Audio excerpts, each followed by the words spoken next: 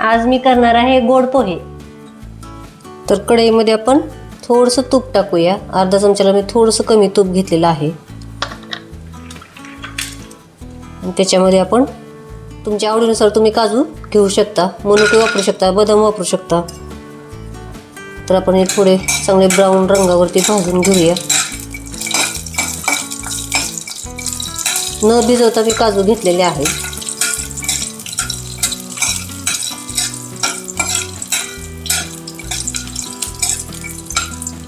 तर आता काजू भाजून झालेले आहेत, तर मी काढून घेते। आता परत आपण थोडंसं तूप घेऊया।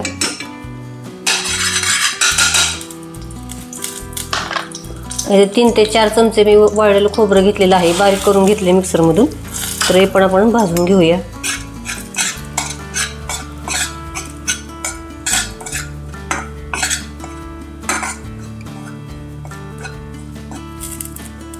तर खोबरं भाजून झालेलं आहे, आता मी खोबरं पण काढून घेते।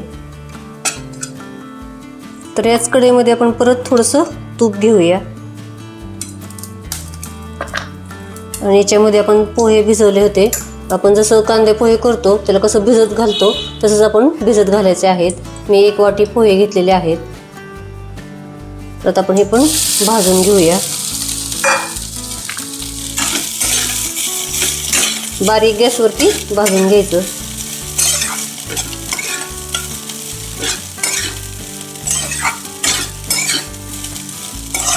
फक्त 2 मिनिटं आपल्याला भाजून घ्यायचं आहे, याला डाग वगैरे पडू द्यायचे नाही।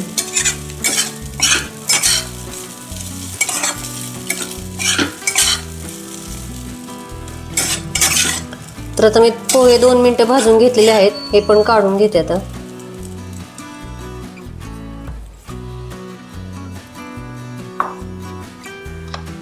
तर याच कढईमध्ये आता मी अर्धा चमचा तूप घालणार आहे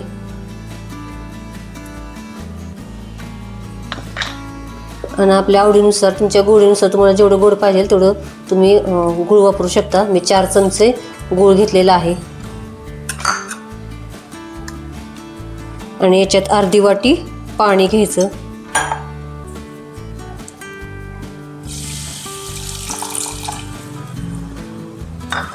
तर आपला गूळ वितळून घेऊया याच्यात। आपल्याला पाक वगैरे बनवायचा नाही, गूळ फक्त वितळून घ्यायचा आहे।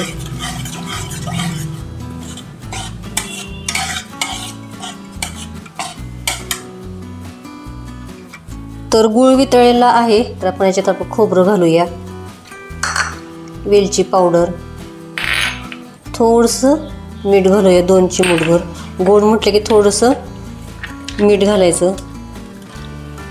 भाजलेले काजू आणि पोहे,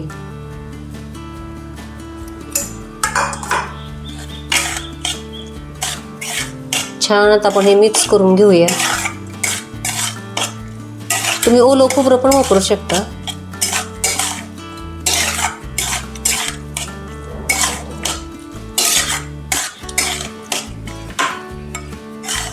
तर बारीक गॅसवरती आपण आता 5 मिनिटं ठेवूया। अजूनमधून हलवत राहा तुम्ही, का नाहीतर खाली करपेल।